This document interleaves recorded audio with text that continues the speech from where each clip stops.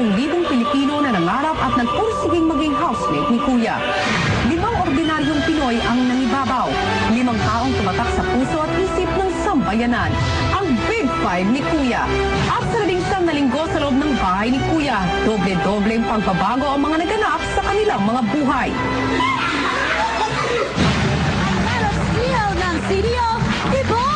Seryoso at disiplinado. Ito ang unang naging tingin ng mga housemates kay Tibo.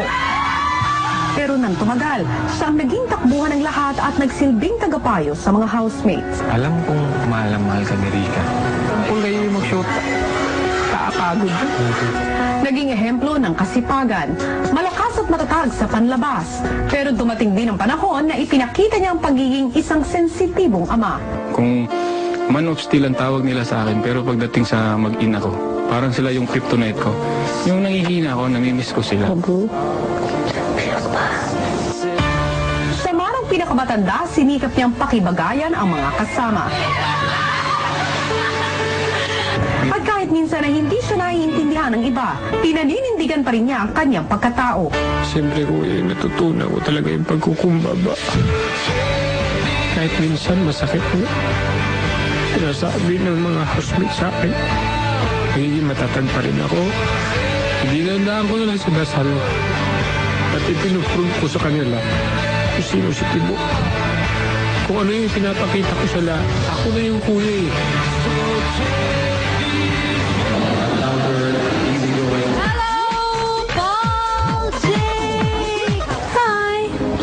Hello.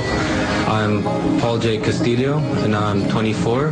Tahimik, mayabang at misteryoso. Yan ang imahe ni Paul Jake na unang tumatak sa marami nang pumasok siya sa bahay ni Kuya. Alam mo, anong ganda tingnan? Parang pato, lakad ng pato. Ganun talaga po. Malakas mga asar po, kuya. Very childish po, kuya. Ang di alam ng marami, isang maliit na bahagi lang yon ng kabuuan ng kanyang pagkatao dahil ang inaakala nilang rich kid mula sa Cebu ay marami ring takot. Before your show po, kuya, I had fears of doing lots of things. And I have a fear of growing up din po, kuya. Sa paglipas ng mga buwan ay mas nakilala pa ang Paul Jake bilang isang leader. I believe in the saying that to be a good leader, you have to be a good follower. Tagapagtanggol ng mga kasama. Angat sa lahat ng cast ni Kuya.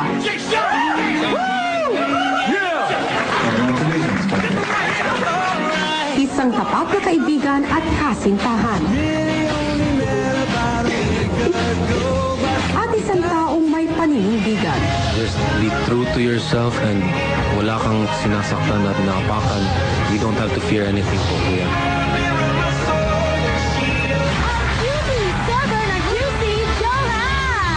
Mahiyain at mapagmasid. Naging mahirap noong una para kay Johan ang makasalamuha sa iba. Kumbaga nahihiya nga ako magkwento kung sino din ako, kaya parang medyo tahimik nga din ako nun, kuya. Pero pagdating sa mga physical class, lakas niya ang naging bida. Di nagtagal, nakapagbukas na rin siya ng loob sa mga kasama. At mas naging determinado para matulungan ang pamilyang nasa labas. Marami po akong natutunan dito. Una-una nga po yung sa pasensya. Kung paano mo din sila papakisamahan din talaga. Kung paano ma-appreciate yung mga bagay-bagay na nasa paligid mo, nasa labas. Dati ako is parang hindi ko pinapansin. Kaya parang sense of responsibility mo rin na ano rin yung mga taong kasama mo. Kumbaga maging bukas ka sa lahat. The only girl ko ako, big brother, kaya Inday waknat kasi Inday, tapos waki, parang siguro parang happiness ba?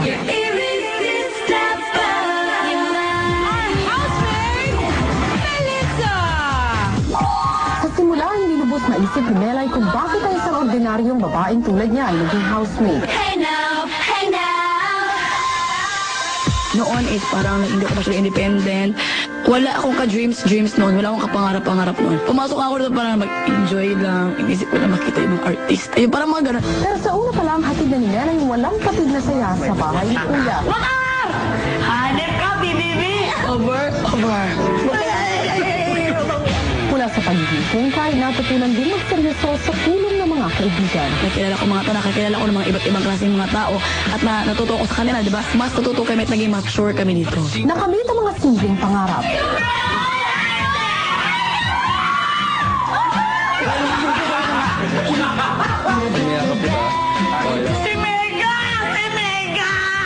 Nawala ang panliliit sa sarili sa tulong ng isang espesyal na kaibigan.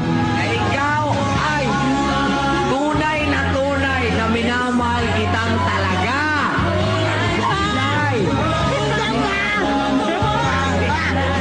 At sa huli pinatunayan pa rin niya na ligaya lang ang solusyon sa anumang pagsubok. Nung nakapasok ako sa PBB House, mas nadagdagan yung strength and courage ko. Mas na-learn ko na, mas, okay, kaya ko pala talaga. Mas nag-change ako na, mas naging family-centered ako ngayon kaysa dati. Alam ko kailangan ako ng bahay ni Kuya kasi siguro magkukulang ang bahay ni Kuya pagka wala ako. Tahimik na masayahin. Siyempre. Tsaka may pangarap hindi para sa sarili ko. Sa kanyang pinanggalingan, siya ay nakilalang astig.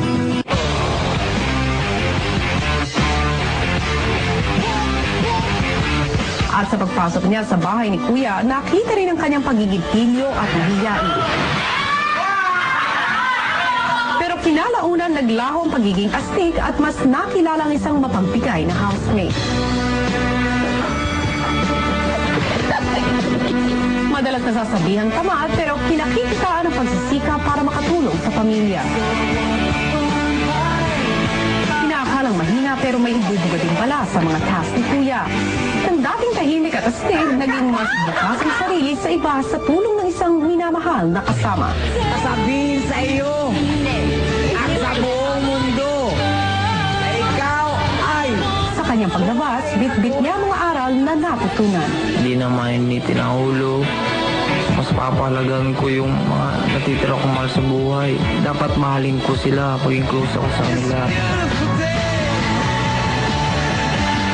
Dapat di ako mahiya kung ano kayanan ko.